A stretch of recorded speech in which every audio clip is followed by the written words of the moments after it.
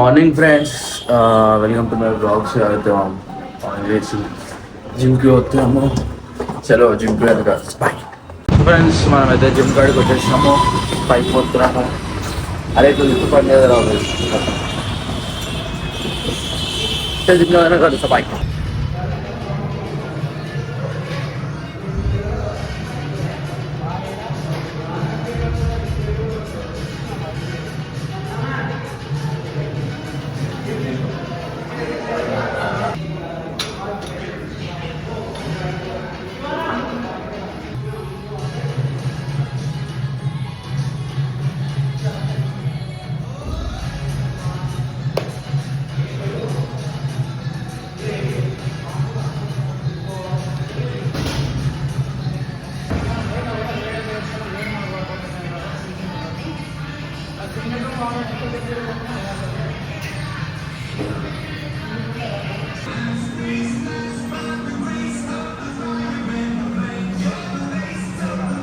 Successfully chest పలగొట్టేసుకున్నాం friends.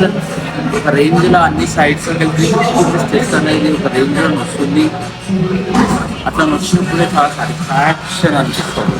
అంటే KG పడిన కేజీ నన్ను తీసుకొచ్చేసి అని చెప్పేసి అసలు ఇప్పుడు ఏదైనా మజిల్ పని చేస్తామంటే అది ఆ రోజు ఇక నొబ్బాని మొత్తం ఇక మనం ఇంటేక్ అనేది కంప్లీట్ అయినాక అది రికవర్ అవుతున్న ఫీల్ కూడా వస్తుంది. మంచిగా వేరే లెవెల్ సాటిస్ఫాక్షన్ తింటే ఇక్కడ మనం జిమ్ చేసినామనుకో ఆ పార్ట్ అనేది ఇప్పుడు లైక్ ఇవాళ చెస్ట్ చేసినామంటే ఆ రోజు చెస్ట్ అనేది పెయిన్ కావాలి.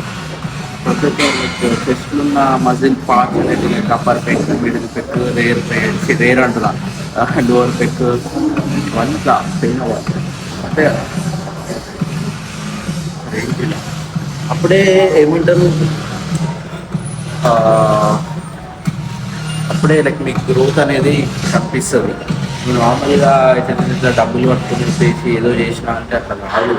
ప్రతి ఒక్క పార్ట్ చిరిగిపోవాలి అంటే అది పెయిన్ కావాలి. సో మనం అది మాట్లాడుకుంటున్నాము. మజిల్ పార్ట్ ఏం చేసినా అది ఏమంటారు మొత్తం ఒక 70 to 100% ఆ మజిల్ పార్ట్ అనేది మనకి క్లియర్ అయిపోతున్నట్టు మనకి సెన్స్ కావాలి. అప్పుడు ఒక సాటిస్ఫాక్షన్ ఉంటుంది జిమ్ చేసి.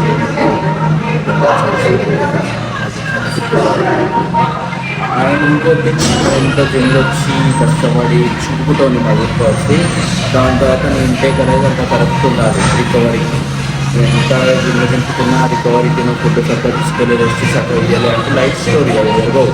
ఇంకా తగ్గిపోతే మజిల్స్ మజిల్ బిల్డింగ్ మన బాడీ బిల్డింగ్ ఫిట్నెస్ ఏదైనా సరే మొత్తం సైన్స్ బేస్డ్.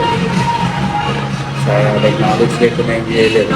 ఒక knowledge is important in body building or fitness ఏదైనా సరే హెల్త్ రిలేటెడ్ థింగ్స్. వచ్చేసి లాస్ట్ టేబుల్ ఫ్లైస్ ఉన్నది అయితే అసలు